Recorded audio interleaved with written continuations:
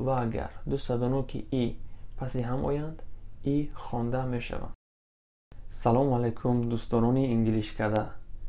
ممنون هستم که بار دیگر با شما در برنامه РɁЗВОЖА صحبت دارم و تصمیم گرفتیم که سری هر فرصت با شما واژه‌های серистеъмоли انگلیسی و افاده آنها در جمله را بررسی کنیم.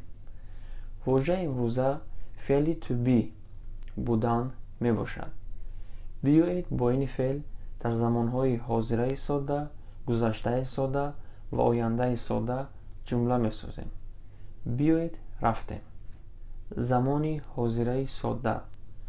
باید گفت که فعل to be در زمانی حاضره ساده در شخص یکم am و در شخص سیوم is و در دیگر باقی مانده شخص ها a استفاده می شود. برای مثال I'm ready. من تیار هستم. I'm ready. یا که جمله دیگر He is upstairs. او در بالاخانه است. He is upstairs. The manager is in his office. The manager is in his office. مدیر در آفیسش هست. They are French. They are French. آنها فرانسوز هستند. They are my favorite pictures. They are my favorite pictures. آنها رسمهای دوست داشته من می باشند. زمانی گذشته ساده past simple. می خواهم اینجا به شما یک قاعده فعل ها را بگویم. تصریف فعل ها در زمان گذشته با دو شکل صورت گرفته با دو گروه جدا می شود. یکم فعل های درست و دوم فعل های نادرست. regular verbs, irregular verbs. در زمان گذشته ساده فعل های درست تغییر شکل نمی کنند. ما تنها در آخرشان پسوندی ed همراه میکنیم. اما فعل های نادرست باشد تغییر شکل میکنند. برای مثال فعل to be در زمان گذشته برای شخص یکم و شخص سیوم به شکل was و در دیگر باقی مانده شخص ها همچون were استفاده می شود. برای مثال I was at the airport last night. I was at the airport last night. من شب گذشته در فرودگاه بودم. He was a butcher. He was a butcher.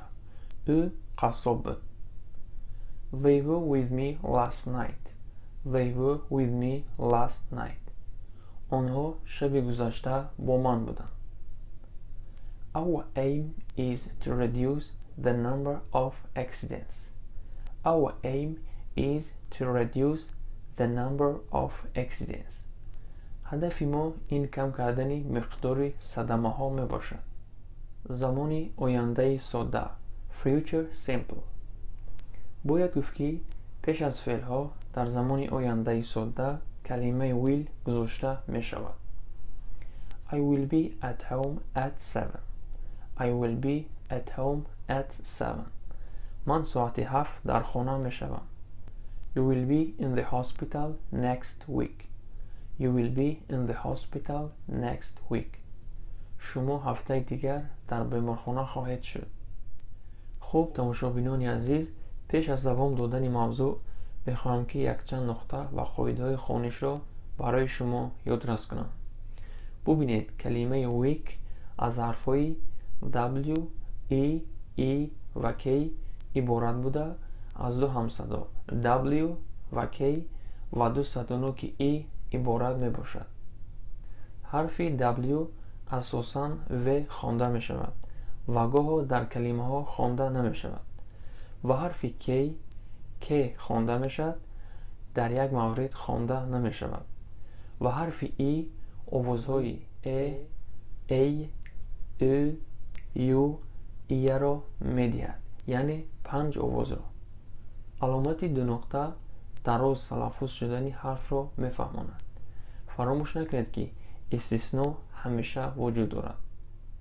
بیایید ببینیم در کلمه week حرف W و حرف E و حرف K که خوانده شده است. ва агар ду садоно ки и паси ҳам оянд, и хонда мешаванд. ва ҳар гоҳе ҳарфҳои зеринро дар ҳамин мавридҳо вохӯрдед, бидонед ки аксар вақт ҳамин овозҳоро медиҳанд ва дигар қоидаҳои ин ҳарфҳоро дар мавридҳои гуногун шарҳ хоҳем дод. He will be in the city tomorrow. He will be in the city tomorrow. ӯ пагоҳ дар шаҳр мешавад. хуб, тамошобинони азиз, видео инҷо ба охир мерасад. агар ягон саволе ва пешниҳоде доред, дар комментария нависед ва обуна шуданро низ фаромӯш накунед. боқӣ худоҳофиз.